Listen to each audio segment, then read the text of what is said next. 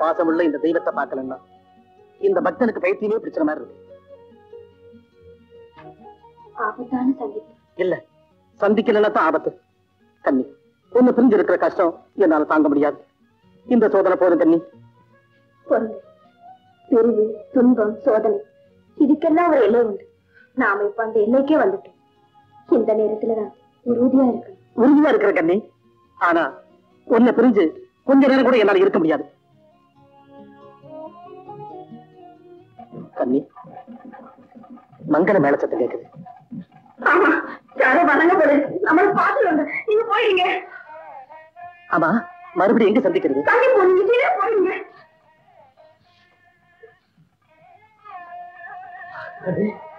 பக்கத்துல வந்துட்டு போனது. ஐயோ, எப்படியாவது போயிடுங்க. எங்க போனது?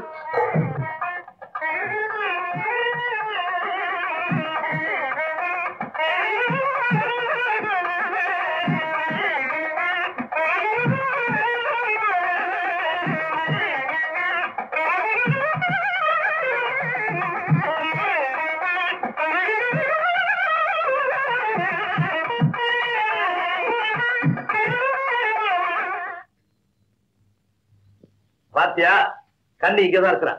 கண்ணன் கணிப்பு வீண் போகல. என் குடும்ப பெருமையை காப்பாற்ற வேண்டிய ஒரே வாரிசு கண்ணிதான். அவளுக்கு சில துன்பங்கள், ஆனா அதுக்கு நான் காரணம் இல்லை. எப்படியோ நடந்தது போகட்டும். இனிமே நடக்க வேண்டியது நல்லபடியா இருக்கட்டும். நீங்க யாருமே எதிர்பார்க்காத செய்தி ஒண்ணு சொல்ல போறேன். கல்யாண ஏற்பாடு பண்ணி இருக்கிறேன் கண்ணிக்கு. இங்கே இன்னும் கொஞ்ச நேரத்துல சொல்றேன். என் மக கல்யாணத்தை ஏக தடபுடலா நடத்தணும்னு நினைச்சிட்டு இருந்தேன். ஜமீன்தார் வீட்டு கல்யாணம் மாதிரி ஜாம் ஜாம் நடத்தணும்னு ஆசைப்பட்டேன். ஆனா ரொம்ப எளிமையா ஏன் சன்னிதானத்திலே நடத்துறான்னு மகமாயே உத்தரவு போட்டதுக்கு அப்புறம் அதுக்கு எதிராக நான் என்ன செய்ய முடியும்? உங்க எல்லாருடைய உள்ளபூர்வமான ஆசீர்வாதத்தோட இப்ப என் மக கல்யாணம் நடக்க போகுது. கண்ணா, தாலியை கட்டு.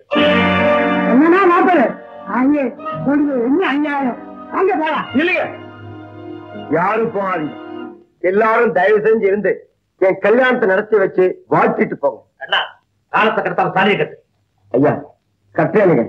அம்மனுடைய முடிவுப்படிதான் கல்யாணம் நடக்கும்னு சொன்னீங்க. அந்த நினைவோட என் ஆசீர்வாதம். தம்பி, இந்த மாலை போட்டதா? நடக்கட்டும், நடக்கட்டும்.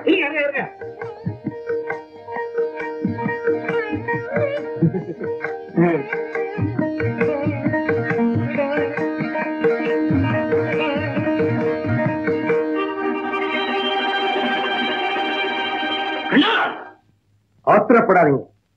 ஒரு பெண்ணோட கழுத்துல தாலி கட்ட சொல்லியிருந்தா நான் கட்டி இருப்பேன்.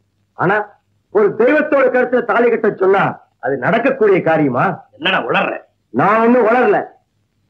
நான் பித்தனா பேயனா பெண்களையனா அலைஞ்சிட்டு இருந்தப்போ என் கண்களை திறந்து என்ன மனுஷனாக்குனதே இந்த தெய்வம் தான்.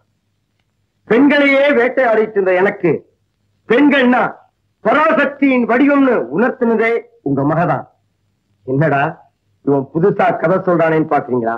சொல்றேன்.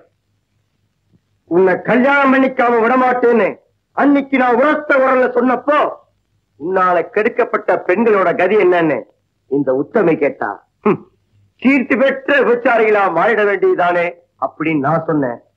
விபச்சாரிகளா மாறுறதுக்கு பதிலா வேங்கைகளா துர்க்கைகளா மாறிட்டா அப்படிங்கிற கேள்வியை எழுப்புதான். அந்த கேள்வி இருந்த அன்னைக்கே தான் அந்த விசித்திரம் நடந்தது.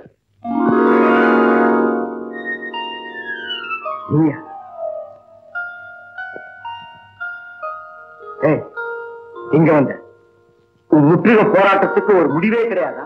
இல்ல, ஒரு முடிவோட தான் வந்திருக்கேன். என்ன முடிவு? இந்த ஊரை விட்டே போறதுங்கிற முடிவா? இந்த உலகத்தை விட்டே போக போறேன். நல்ல முடிவு. சீக்கிரமா கதையை முடிச்சுக்க. திறமையா பேசுறீங்களே. என்ன கிட்ட நெருங்குற? உங்க திருமுகத்தை கடைசி ஒரு முறை பாத்துட்டு போகணும்னு தான். நடக்கட்டும், நடக்கட்டும். எங்க உங்களால தாலி கட்டாமலே தாரமாக்கப்பட்ட இப்போ வாழை கொடுத்து வைக்கணும். போகட்டும். இந்த அபாக்கியவதியை வழி அனுப்பிச்சு வைங்க. வாங்க வாங்க.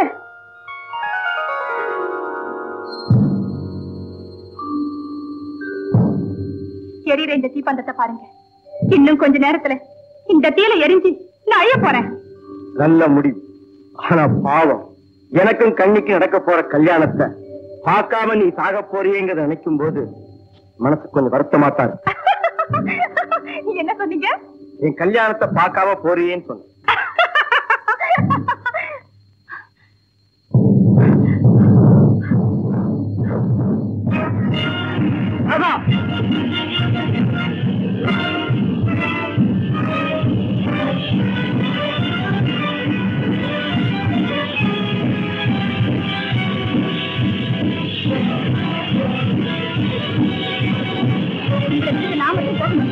நம்ம கல்யாணம் நடக்கும்.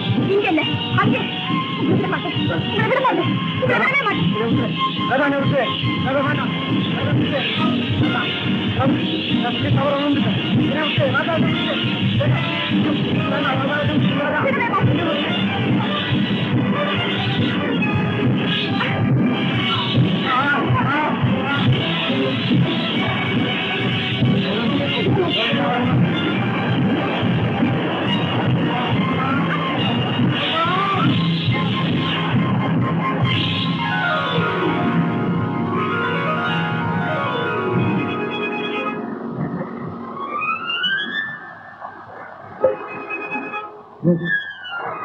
தீயெல்லாம் அழிஞ்சு போச்சு. அதான் தீயெல்லாம் அழிஞ்சு போச்சு.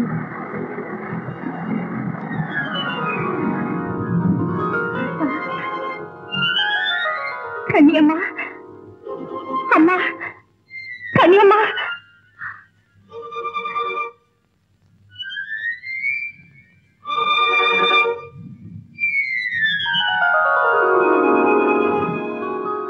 கன்னியம்மா, என்ன மன்னிச்சுடு. தீய உணர்வுகள் இருக்குது, அது நம்மையே சுட்டு இருக்கு. திரும்பிட்டா போதும், மருந்து அதுதான்.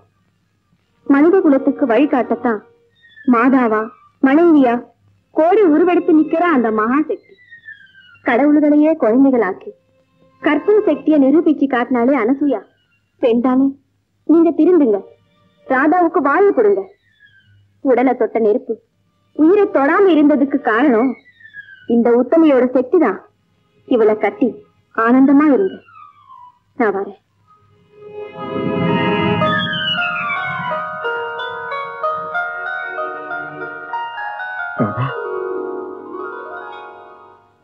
ஆமா, இந்த புனிதவதியோட ஆசையால நான் புது மனுஷனா மாறி நீங்களும் திருந்து பாழாப்போல ஜாதி சம்பிரதாயங்களை காப்பாற்றுறேன்னு பாசமிக்க உங்க மன வாழ்க்கையை பாழ்படுத்த திருந்து. அப்பா, எங்க ஆசீர்வாதம். நீங்க நல்லா இருக்கு.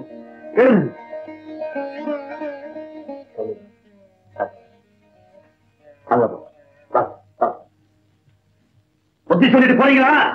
போங்கடா. நான் செய்யறது எதிரா தப்பு, என் செயல்ல எதிரா அநியாயம். நீங்க யாரும் பதில் சொல்ல வேண்டாம். நான் மகமாயிட்டே கேட்டுக்கிறேன். சாஸ்திர சம்பிரதாயங்களை உயிரா கருதுறது தவறா? குலம் கோத்திரம் வாடாடுறது குத்தமா? பாத்திரம் வந்து பிட்ட போட்டு சொன்னாரு, அவன் பைத்தியக்காரன். சொல்லுமா, சொல்லுமா.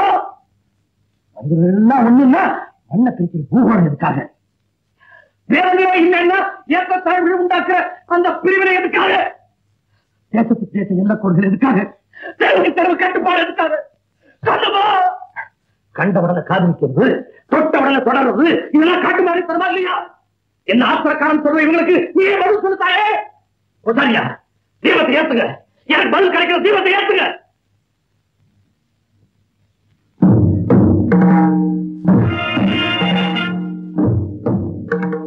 நல்ல காரியத்துக்கு விட கேட்கும் போது ஏன்டா இப்படி உன் கை நடுக்குது? நீயா அயோக்கியராக்கள் கொம்பாடு சமுத்திரத்துக்கே வந்துட்டியா?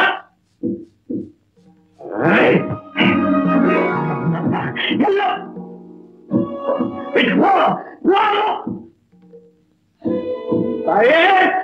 சரிதானத்திலே இந்த அக்கிரமம் இது உன்னுடைய சம்பவம் கிடைச்சிருச்சா? அக்கிரமத்தை பாத்தீங்களா?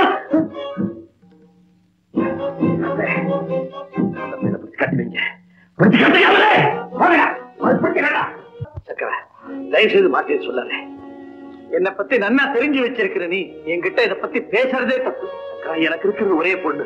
இந்த குடும்பத்து பெருமையை அவதான் நெல்லாட்ட போறான் கனவு கண்டேன். உயிரை காட்டுல மேல அவளை வளர்த்து எல்லாத்தையும் குழி தோண்டி பறிச்சுட்டா. இருக்கிற காரணம் யாரு? அந்த பையன். அவனை ஒரேடியா ஒழிக்க சந்தர்ப்பம் கிடைச்சிருக்கு.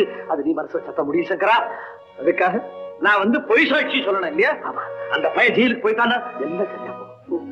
பரம்பரை பரம்பரையா என் குடும்பத்தார் கோவில்ல பூஜை பண்ணி சேர்த்து வச்சிருக்கிற அத்தனை புண்ணியத்தையும் ஒரே நொடியில வேட்டு விடணும்னு பாக்குறீங்க. உனக்கே நியாயமா இருக்காது. நியாயமோ அநியாயமோ முள்ளாலதான் எடுக்கணும். உன்னால சாட்சி சொல்ல முடியுமா? முடியாதா? முடியாது. சாட்சி சொல்லாம இந்த ஊருக்குள்ள நீ உயிரோட இருக்க முடியாது. இந்த மிரட்டெல்லாம் வேற யாருகிட்டயாவது வச்சுக்க. நீ சொல்ற மாதிரி ஈனத்தனமான காரியத்தை நிச்சயமா நான் செய்ய மாட்டேன். அதனால வரக்கூடிய எதையும் ஏத்துக்க தயாரா இருக்கு. அப்படியா? அதை நான் பார்க்கிறேன் சங்கரா. உசுரே போனாலும் பொய் சாட்சி சொல்ல மாட்டேன்னு சொல்லுகிற பாரு. நீ வசந்து நின்னுட்டயா? யாராவது பாத்திர போற போலவா?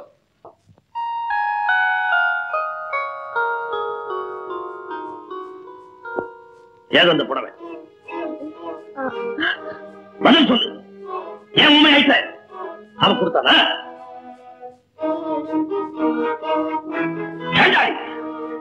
குடும்பத்து மானம் மரியாதை கௌரவம் அத்தனை மண்ணோட மண்ணாக்கிட்டியே. மகளுக்கு ஒரு நீதி, மற்றவங்களுக்கு ஒரு நீதியா? இல்ல, இல்லவே இல்லை. தாயம்மா என்ன மதிச்சது? தப்பிச்சுட்டான. கண்ணிய வீட்டுல காணோம். அவன் நினைச்ச மாதிரி எல்லாம் நடந்திருக்கு. கந்தா, மாணிக்கம், போங்க தேடுங்க. அவ எங்க இருந்தாலும் பணத்தோட திரும்பி வாங்க. நம்ம சின்னம்மாளைய சொல்றீங்க? அந்த நாயத்தான் சொல்றேன். போங்க, போய் தேடுங்க. வந்தாவ பணத்தோட வந்து பாருங்க. இல்ல என் முகத்திலே யாரும் முடிக்காது. எங்கம்மா என் கண்ணி? கண்ணி எங்கம்மா? சொல்லுமா, என்ன ஆனா என் கண்ணி? தாயே, என் கண்ணி என்கிட்ட ஒப்படைச்சிருமா, ஒப்படைச்சிரு. கண்ணி, இது என்ன விளையாட்டு? விளையாட்டு இல்லைங்க. வாழ்க்கை விளையாட்டா மாறிடக்கூடாதுங்கிறதுக்காக நான் எடுத்த முடிவு. நீ சொல்றது ஒண்ணுமே புரியலையே. அந்த விவரம் எல்லாம் அப்புறமா சொல்றேன். முதல்ல என் கழுத்துல இந்த தாலியை கட்டுங்க. கண்ணி, யாருக்கும் தெரியாம திருட்டுத்தனமா கல்யாணம் பண்ணணும்னு சொல்லியே, எதுக்காக? திருட்டு கல்யாணம் இல்லைங்க, தெய்வ சாட்சியா நடக்க போற திரு கல்யாணம். 1000 பேருக்கு முன்னால அமக்கலமா நடக்க வேண்டியது நம்ம கல்யாணம். 1000 கண்ணுடைய இந்த அம்மா முன்னால நடக்கட்டுங்க. கன நேரம் வாழ்ந்தாலும் உங்க மனைவி எங்க உரிமையோட வாழணும், சாகணும். காலத்தை கடத்தாம கட்டுங்க தாலிய. அதோ வாழ்த்த வேண்டியவரே வந்துட்டாரு. நல்ல வேளை நீங்க வந்துட்டீங்க. அப்பாவுக்கு பதிலா நீங்க எங்களை ஆசீர்வாதம் பண்ணுங்க. ஆசீர்வாதம் பண்ண வரலமா, உனக்கு வந்திருக்கிற ஆபத்து சொல்ல வந்திருக்கேன். அங்க பாரு, அவள்லாம் இங்க எதுக்காக வந்திருக்கா தெரியுமா? தெரியும், என்ன பிணமாக்கி கொண்டு போறதுக்காக. எங்க முடிவு நெருங்கிடுச்சின்னு சொன்னேனே, இப்ப புரியுதா? உன்னை பிணமாக்கவா? கண்ணியம்மா, நெஞ்சிறக்கம் இல்லாம உன்னை கொல்ல வந்தீங்களா? நன்றி கெட்டவங்களை நான் சும்மா விட மாட்டேன். அவங்களை நிர்மூலமாக்கிட்டு வரேன். இல்ல, போகாதீங்க. அவங்க ரொம்ப பொல்லாதவங்க. கண்ணி, நீ இப்படி பேசுற? வீரையாவுக்கு இப்படி ஒரு கோணம் மகளா? வீரையாவோட மகனா? அதனாலதான் சொல்றேன், என்ன கொல்ல வந்தவங்களை நான் தானே சந்திக்கணும். வேண்டாம், எனக்காக நீப்பட்ட கஷ்டம் போதும். அவங்களை நான் தான் சந்திக்கணும்.